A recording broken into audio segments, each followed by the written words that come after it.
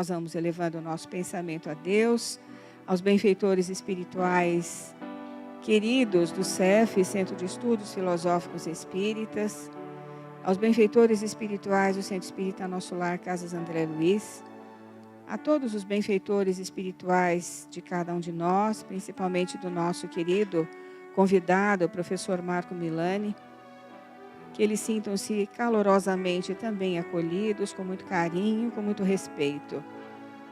Nós todos elevamos o nosso pensamento ao Mestre Divino, Jesus, que conduz as nossas vidas de uma forma amorosa, mas também de uma forma firme, nos indicando que Ele é o caminho, a verdade e a vida. Então, cabe a nós descobrirmos esse caminho, buscarmos a verdade e vivenciarmos de uma forma mais profunda a nossa existência. Como diz Emmanuel, nós não estamos aqui reencarnados em férias, nós estamos com compromissos que assumimos na espiritualidade, mas também com desafios e muito aprendizado. Agradecemos a Deus pela oportunidade da reencarnação e aos benfeitores espirituais que aqui se encontram nesse instante, como nós já dissemos. Agradecemos a todos, que Jesus esteja em nossos corações agora e sempre, graças a Deus. O professor Marco Milani é professor universitário, diretor do Departamento do Livro e Doutrina da USE São Paulo, União das Sociedades Espíritas de São Paulo.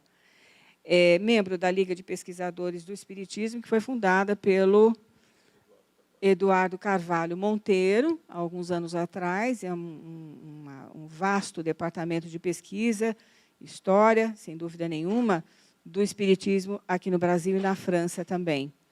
Então, o nosso professor vai apresentar o tema Aristocracia Intelecto-Moral, proposta para um plano de regeneração. Vamos acolhê-lo com nosso carinho. Seja bem-vindo entre nós. Vamos aplaudir, professor?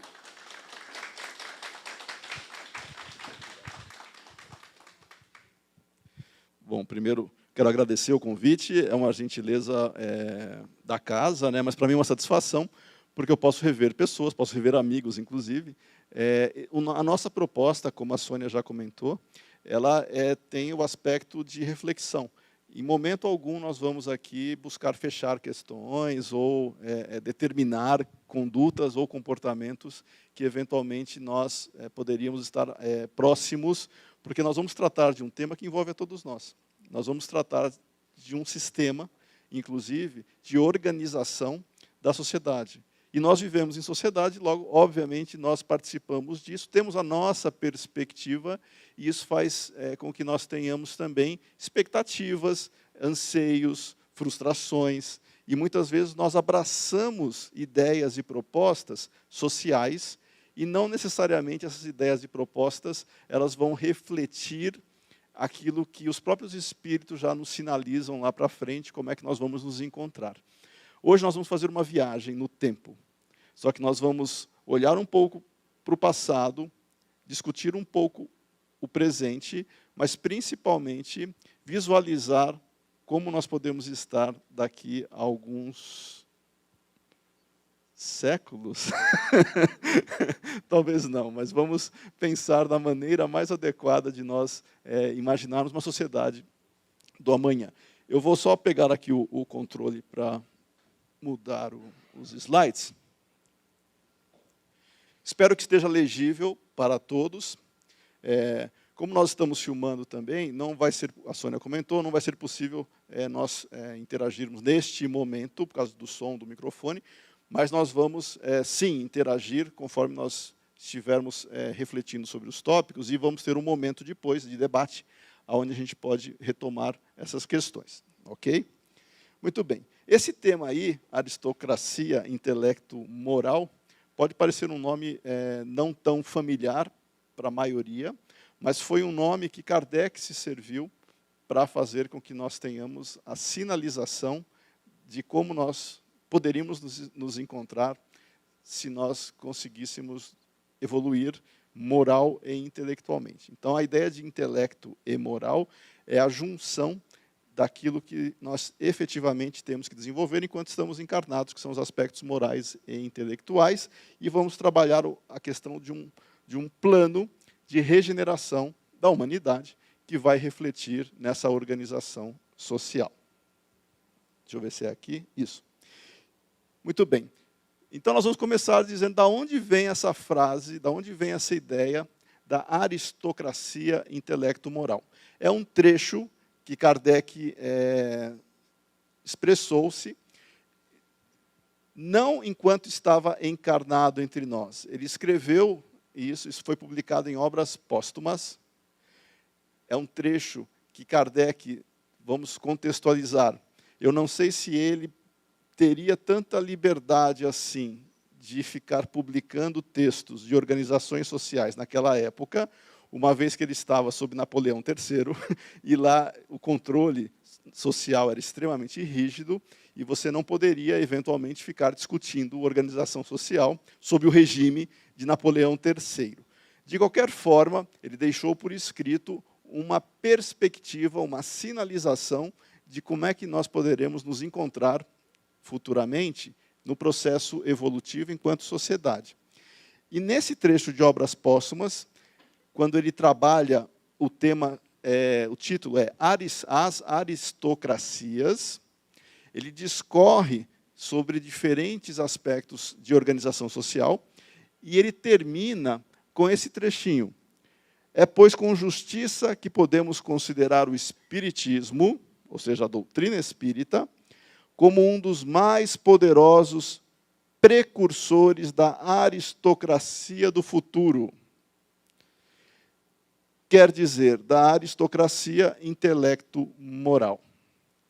Vejam bem, ele está afirmando com todas as letras que, no futuro, nós vamos ter um tipo de organização onde teremos algo chamado aristocracia, e vamos discutir isso daqui a pouco, que vai efetivamente conduzir, liderar, organizar, fazer com que a sociedade tenha a sua dinâmica de uma maneira mais harmonizada com os próprios ideais que nós abraçamos enquanto desenvolvimento moral e intelectual.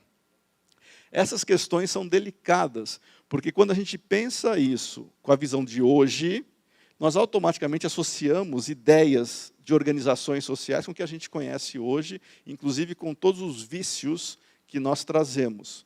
Quando alguém pensa em organização social hoje, automaticamente vai fazer vínculo com ideias e agendas partidárias, e não é esse o objetivo. Nós estamos discutindo propostas de organização social além daquilo que nós conhecemos hoje. Ou seja, é superior ao que nós conhecemos hoje enquanto desenvolvimento, enquanto dinâmica.